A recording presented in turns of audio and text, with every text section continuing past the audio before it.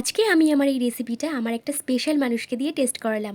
তো চলো ভিডিওটা দেখতে থাকো। তো হাই, আমার বাড়িতে সবার ধারণা যে সয়াবিন ওই নিরামিষ দিনগুলোতেই শুধু বানানোর জন্য তৈরি হয়েছে, কিন্তু আমি সেই ভুলটা ভাঙানোর জন্য সয়াবিনের একটা অন্যরকম রেসিপি আজ ট্রাই করলাম, যেটা আমার বাড়ির সবার খুব ভালো লেগেছে। চলো তোমাদের সাথেও রেসিপিটা শেয়ার করি, যেটা খেতে অসম্ভব সুন্দর হয়। এর জন্য প্রথমেই সয়াবিনগুলোকে গরম জলে ভালো করে সেদ্ধ করে নিয়ে হাতের সাহায্যে এভাবে জলগুলো বার করে নেব। এখন একটা পাত্রে কিছুটা টক দই, কাঁচা লঙ্কা, আদা রসুন একসাথে পেস্ট করা, tomato ketchup, green chilli sauce, red chilli sauce, soya sauce, পরিমাণ মতো লবণ আর একটু হলুদ গুঁড়ো দিয়ে সবগুলো একসাথে ভালোভাবে মিশিয়ে নেব। ওই মশলাটার মধ্যে জল ঝরানো সয়াবিনগুলো দিয়ে ওপর থেকে কিছুটা কর্নফ্লাওয়ার, বেসন আর লঙ্কার গুঁড়ো দিয়ে সবগুলোকে জল ছাড়াই খুব ভালোভাবে শুকনো শুকনো করে মাখিয়ে নিয়েছি। তোমরা চাইলে এখানে একটু জল ইউজ করতেও পারো। এরপর সয়াবিনগুলোকে একটু টাইম নিয়ে ভালোভাবে ভেজে নিতে হবে। আর ভিডিওটা দেখতে দেখতে একটা কমেন্ট করে জানাও যে সয়াবিন খেতে তোমাদের কেমন লাগে। সয়াবিনগুলো ভালোভাবে ভাজা হয়ে গেলে ওপর থেকে কিছুটা ম্যাগি মশলা আর বিট লবণ দিয়ে ভালোভাবে টস করে নিয়েছি। আর যাদের সয়াবিন খেতে একদমই ভালো লাগে না, এইভাবে একবার ট্রাই করে দেখতে পারো,